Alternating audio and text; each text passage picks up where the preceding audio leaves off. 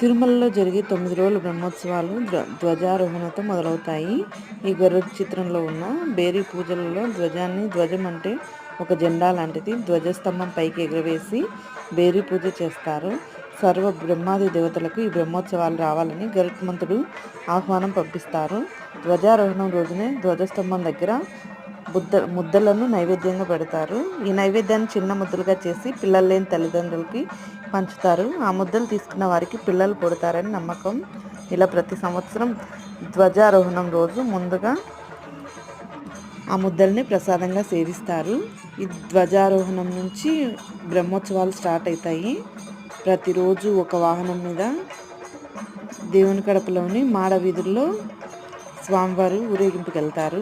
ధ్వజారోహణం తర్వాత సర్వ బ్రహ్మాది దేవతలు గుళ్ళోనే ఉంటారు. దేవుని దర్శించుకునే ఎంతో పుణ్యఫలం దక్కుతుంది. అందరూ దర్శించండి.